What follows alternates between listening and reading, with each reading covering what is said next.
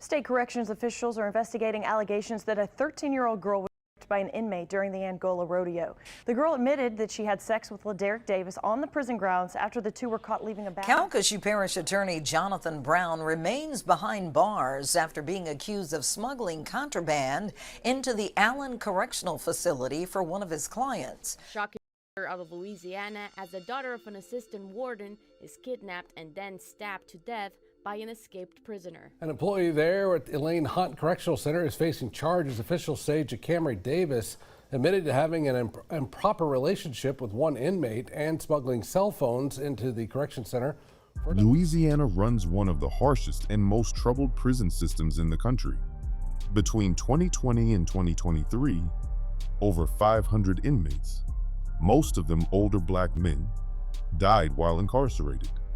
These deaths have sparked federal scrutiny and multiple lawsuits. This is one of the largest working farms in Louisiana. It's also the Louisiana State Penitentiary. It's one of the only prisons left in America where prisoners actually work in fields. 7 employees have resigned following a criminal investigation at the Louisiana State Penitentiary. They're accused of smuggling in contraband and having inappropriate relationships with Angola. Corrections officials are investigating allegations that a 13-year-old girl was raped by an inmate during the Angola rodeo. The girl admitted that she had sex with Laderick Davis on the prison grounds after the two were caught leaving a bathroom together last month. Davis is serving a life sentence for a Shreveport. The inmate has been moved to another prison while the case is under investigation. An unsuccessful escaped attempt yesterday after allegedly stabbing another prisoner. A source told our partners at WBRZ in Baton Rouge that after the stabbing, the man was somehow able to get on the roof of his housing unit. But he was shot by a correctional officer with a non-lethal beanbag and taken back into custody. There have been few escapes at the Louisiana State Penitentiary. The last was back in 2017, while in 2013, 2 inmates were able to break through a fence, but guards recaptured them a few hours later. Good evening. Thank you for joining us. First on News 2 at 6 o'clock, no more juveniles at Angola. The Office of Juvenile Justice with a surprise announcement. Those teens have been moved to a new facility in North Louisiana as ordered by a federal judge. At home, a joint investigation between the Department of Corrections and the West Feliciana Sheriff's Office underway after an inmate died at the state penitentiary. Leaders tell us 64-year-old Clifton Bell fell off a forklift that he was driving and died. The Louisiana State Penitentiary at Angola, the state's largest prison, recorded more inmate deaths than any other facility. The sections below examine the state's most violent and neglected prisons, based on records, audits, and investigative reporting. Nicknamed the Alcatraz of the South, Angola is the largest maximum security prison in the U.S., sprawling across 28 square miles of former plantation land. It houses Louisiana's male death row and the state's execution chamber, and has become a national symbol of prison brutality. Between 2018 and 2022, Angola recorded more inmate deaths than any other facility in Louisiana. Of the 500-plus people who died in the state's prisons from 2020 to 2023, mostly elderly black men, Angola had the highest toll. A 2024 investigation linked many deaths to chronic medical neglect, prompting a federal judge to declare Angola's healthcare system deathly inadequate and unconstitutional. As of 2023, the prison's healthcare is under court-ordered oversight. Conditions inside Angola remain grim. Inmates report extreme heat, overcrowding, forced labor, and rampant violence. Youth offenders housed nearby have described being beaten by guards, denied basic hygiene, and locked down for extended periods. Federal lawsuits claim these conditions amount to cruel and unusual punishment, warning of irreparable harm due to heat and isolation. With roughly 6,300 inmates, far above its intended capacity, Angola struggles with chronic understaffing. Once staffed with 1,800 officers, the prison now operates with major vacancies. Inmate on-staff assaults have occurred repeatedly, including a 2022 incident where a 16-year-old from the juvenile unit escaped and attacked a guard. Despite federal oversight, critics say Angola remains one of the most violent and neglected prisons in America. Calcasieu Parish Attorney Jonathan Brown remains behind bars after being accused of smuggling contraband into the Allen Correctional Facility for one of his clients. It happened Wednesday afternoon. Allen Parish Chief Deputy Blair Fontenot says narcotics, 3 knives, and a cell phone were among the items that were brought into the correctional facility by attorney Jonathan Brown. Fontenot says the attorney was caught red-handed. Stopped the attorney from leaving, went and reviewed the cameras and saw where he had passed that package to the inmate. Fontenot says though he can't speak on the facility's protocols when it comes to what visitors can and cannot bring, attorneys are given legal privacy and are able to bring in items such as legal folders for their clients during visits. Allen Correctional Center, a state prison for men operated by the private GEO Group under a lease from Louisiana, has been plagued for years by serious safety and staffing issues. As of 2016, it held approximately 1,345 inmates, but persistent underfunding and chronic mismanagement have made it one of the state's most hazardous prisons, not due to riots, but systemic neglect. Multiple investigations and staff testimonies have revealed dangerous working conditions. Guards have reported managing units of up to 300 inmates with no basic gear, no handcuffs, no pepper spray, and minimal backup. Broken security cameras, rampant contraband, and unsanitary conditions have become routine. In one case, a correctional officer alleged that an inmate's suicide went unnoticed for weeks due to failed reporting systems. Morale among staff is low, fueled by mass layoffs, such as the 2016 cut of 80 employees, and a pervasive sense of abandonment. Workers have accused the state of neglecting both their safety and that of the inmates. While the GEO Group denies wrongdoing, media investigations and union complaints have brought sustained public scrutiny. Legislative budget cuts have further crippled operations, stripping away services and reducing staff to inmate ratios to dangerously low levels. Although detailed violence statistics are scarce, internal reports confirm multiple in-custody deaths in recent years.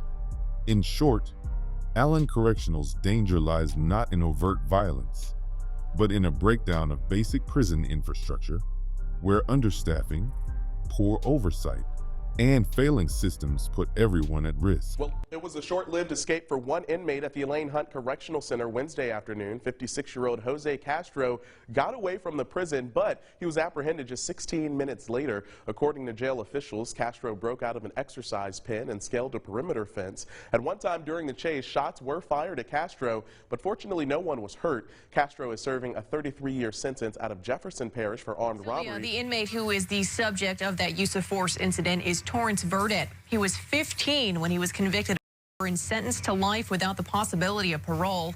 He's 20 now and been at Hunt for about 2 years. As his mother tells me, he was beaten by corrections officers after laying on the ground and getting cuffed. They have to be punished for this. Torrance Verdon's mother, Adelina, said she was only made aware of what happened to her son when another inmate who witnessed the incident called to let her know he needed medical attention. The inmate told her her son was beaten by officers for having a cell phone. He laid down and said, "I surrender." And they told him, "You don't love your life." And they put him in handcuffs and they beat him. Monday, I asked DOC about the incident and was told Verdon had a contraband cell phone, ran from officers, smashed the phone, then lay down on the ground to be cuffed. The spokesperson specifically said there was no use of force, and although Verdon complained of some pain and discomfort, he was checked out by 2 different hospital staffs and cleared. I then asked for clarification on what cleared meant and was told Verdon had no injuries. After receiving several tips that the corrections officers involved in the incident had been suspended, I followed up with that question. DOC responded saying no officer/employees were placed on administrative leave due to this incident, as no such action was warranted, and reiterating that Verdon had no injuries. Yeah, maybe they should lose their job. According to Adelina, who obtained a copy of her son's discharge paperwork from the hospital, Torrance was given morphine at the clinic and a muscle relaxer to take back to the prison for his pain. The investigative unit has been extensively covering problems within the Department of Corrections, specifically at Elayn Hunt Correctional. The drug problem is off the charts. Last year, we aired several reports detailing the drug problem inside Hunt. Speaking to an anonymous employee, Some of my biggest issues is the drugs that were being allowed to be brought into the prisons. A lot of fentanyl, mojo, a lot of cell phones. And an inmate. It's not really coming from islands. It's most of that. Like fentanyl is high fentanyl. The proliferation of narcotics more than just a nuisance. This is the contraband that Cadet Ruiz brought into the facility. With at least 7 inmates dying from overdoses over the past 2 years. Once they started getting all these drugs, there was a lot of intoxications, and the inmates was falling out. The family of a correction officer at Elayn Hunt says she was attacked big time by an inmate, leaving her with a huge gash that required a bunch of stitches. Yeah, guys, the family says they aren't letting her go back to work at the prison, even though it's been her passion for over 8 years. Somebody gonna end up dying in that facility. They set the women up for failure. An employee there at Elayn Hunt Correctional Center is facing charges. Officials say Jacamry Davis admitted to having an improper relationship with one inmate and smuggling cell phones into the correction center for another inmate. Davis is now charged with that. Officials say she was a corrections master sergeant who worked at Elayn Hunt. Following several other breaking stories tonight, an investigation is underway at this hour following the death of an inmate at Elayn Hunt. Investigators say that inmate who died and his cellmate were apparently involved in an altercation in their cell this afternoon. We're told corrections officers found the inmate while making rounds. As our I-team was first to report in the past hour, the head warden at Elayn Hunt Correctional Center has been placed on leave. So those details just coming into our newsroom. Here's what we know right now. Warden Donnie Bordelon has been relieved of his duties right now as head warden at the Hunt prison there in San Gabriel. So the Department of Corrections says this comes as they look into Warden Bordelon's oversight of the prison. Inmate at Elayn Hunt died over the weekend. This time it was from a confrontation with a cellmate. Late this afternoon, the Department of Corrections identified the victim as 23-year-old Javonta Broden and said there could be criminal charges for his cellmate, 44-year-old Lewis Keller. The investigative unit has been probing into the problems at Hunt for weeks, and now today spoke with the relative of an inmate who recently died from a drug overdose there. She claims Hunt employees have totally lost control of the facility. Elayn Hunt Correctional Center, a large men's prison with a women's dormitory located south of Baton Rouge, has become known for its alarming rate of suicides, psychiatric neglect, and unsafe living conditions. Once a juvenile facility, Hunt now houses both adult male inmates and a smaller population of women, often under conditions that watchdog groups have labeled inhumane. In November 2022, 23-year-old Jamal Harris was found dead by suicide in solitary confinement after repeatedly asking for mental health care. Witnesses, including fellow inmates, said Harris had been denied medication and ignored by staff even in visible distress. His death exposed a broader crisis. Louisiana's prison suicide rate is among the highest in the U.S., and Hunt has recorded multiple suicides in recent years. Mental health staffing remains dangerously low, and a 2023 report confirmed ongoing suicides and violent incidents within the facility. Hunt is also notorious for extreme heat, extended lockdowns, and inadequate climate control, conditions that worsen during summer or hurricane recovery. After Hurricane Ida, for example, flood damage forced the women's dorm into chaotic disrepair for months. Federal courts have condemned Hunt's use of solitary confinement, especially in its annex, a repurposed juvenile wing, as violating basic human rights. In some cases, female juveniles were held in solitary for weeks. Overcrowding persists. Dorms designed for 500 women have often held far more, while counselor shortages have left inmates locked in cells for most of the day. With frequent lockdowns, poor access to mental health care, and a history of court-flagged conditions, Elayn Hunt stands out as one of Louisiana's most dangerous prisons, not because of riots, but due to the silent toll of neglect and psychological harm. Shocking murder out of Louisiana as the daughter of an assistant warden is kidnapped and then stabbed to death by an escaped prisoner. Police say 39-year-old Deltra Henderson walked off his work assignment at David Wade Correctional Center in Homer, Louisiana. He then went to the home of 18-year-old Amanda Carney across from the property. He kidnapped her and stole the family car. Her body was found in some nearby woods. Henderson was later cornered in a trailer where he found a gun. Police shot him after he fired on them. Henderson was serving time for burglary and attempted armed robbery. David Wade Correctional Center, located in North Louisiana, is a men's prison that houses a large population of long-term and maximum security inmates. Nearly % of its beds are designated for maximum custody. In recent years, it has drawn national scrutiny for its use of extreme solitary confinement and failure to provide adequate mental health care. In both 2022 and 2024, a federal judge condemned the prison's conditions as inhumane and torturous.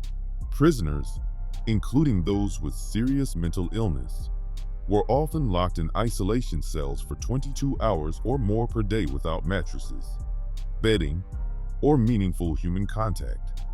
The judge concluded that Wade had become a depository for the mentally ill, where psychiatric inmates were punished instead of treated. As a result of the findings, a federal court in July 2024 ordered external oversight and mandated reforms to address what it called unconstitutional practices. These issues are not new. Wade has a history of deaths, suicides, and neglect tied to its segregation units. A 2017 incident involving a prisoner escaped during a riot previously raised alarms about safety and staffing. Mental health services remain under-resourced, with disciplinary officers outnumbering counselors in key units. Though large-scale riots have not been reported recently, staff have voiced concerns about violence and safety in general population areas. Public data on assaults is limited, but watchdog groups continue to flag the facility for persistent abuses. David Wade's reliance on solitary confinement, coupled with chronic mental health neglect, makes it one of the most dangerous and psychologically damaging prisons in Louisiana. Located in central Louisiana, Raymond Labour Correctional Center, formerly Avoyelles Correctional, presents a low-key image with its dormitory housing and farm work assignments. But behind that appearance lies a troubling pattern of inmate deaths, questionable oversight, and institutional secrecy. In September 2023, 22-year-old Marcus Lanou Jr. was found dead in his cell. Officials claimed it was a suicide, but gave no further details to the family.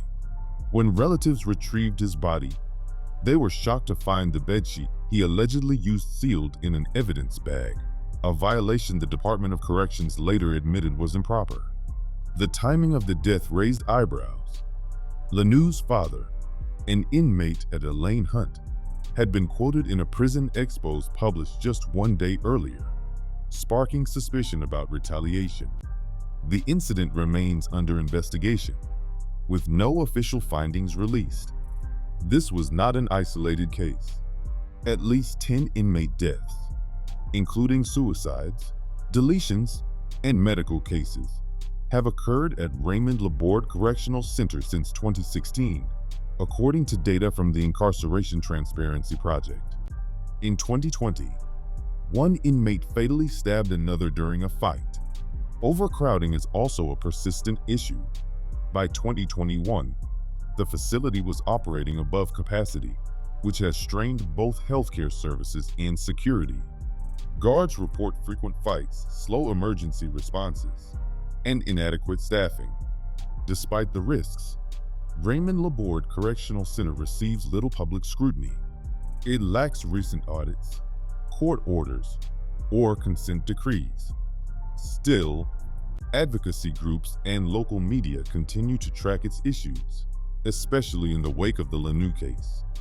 which has triggered an attorney general's review and public calls for reform.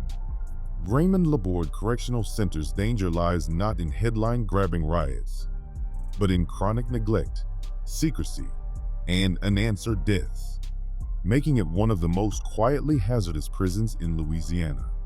Raburn Correctional Center, located in Washington Parish, houses over 1,100 adult men across 4 open bay dorms and a 54-cell isolation unit.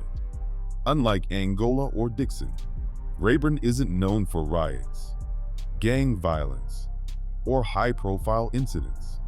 Instead, its problems are quieter, rooted in chronic illness, medical neglect, and limited oversight. As of 2022, Raburn held approximately 1,188 inmates and operated with an authorized staff of 371, giving it an inmate-to-staff ratio of about 3:1. The prison primarily houses individuals convicted of nonviolent crimes, such as drug or theft-related offenses. Yet health issues dominate the facility's profile. Since 2014, at least 22 inmates have died, almost all from medical conditions. Roughly 70% of the prison population requires daily medication, underscoring the scale of medical dependency inside.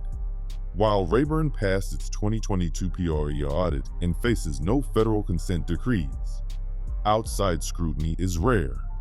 No major legislative hearings, media investigations, or judicial actions have targeted the facility in recent years. Advocates note that during COVID lockdowns, Raburn, like other Louisiana prisons, faced unsafe conditions with little public attention. In short, Raburn may appear calm compared to more violent institutions, but the risks here come from systemic neglect, aging inmates, and inadequate health care, not headline-making chaos. Louisiana's prison crisis goes far deeper than isolated incidents. It's a systemic failure fueled by medical neglect, understaffing, extreme punishment, and a lack of accountability. From Angola's deadly healthcare lapses to Wade's torturous solitary confinement, these facilities expose how punishment often overrides rehabilitation or basic human rights. While some prisons are plagued by violence and riots, others quietly deteriorate under the weight of indifference, especially when it comes to mental health and aging inmates. Despite court orders and public outcry, reforms remain slow and uneven. Unless Louisiana commits to structural change, from staffing in healthcare to oversight and transparency, the state's prisons will continue to operate as warehouses of suffering, where death and neglect are not exceptions but predictable outcomes. Louisiana's prison crisis goes far deeper than isolated incidents.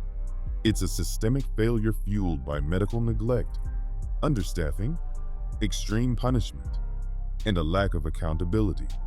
From Angola's deadly healthcare lapses to Wade's torturous solitary confinement, these facilities expose how punishment often overrides rehabilitation or basic human rights. While some prisons are plagued by violence and riots, others quietly deteriorate under the weight of indifference, especially when it comes to mental health and aging inmates. Despite court orders and public outcry, reforms remain slow and uneven. Unless Louisiana commits to structural change, from staffing in healthcare to oversight and transparency, the state's prisons will continue to operate as warehouses of suffering, where death and neglect are not exceptions but predictable outcomes.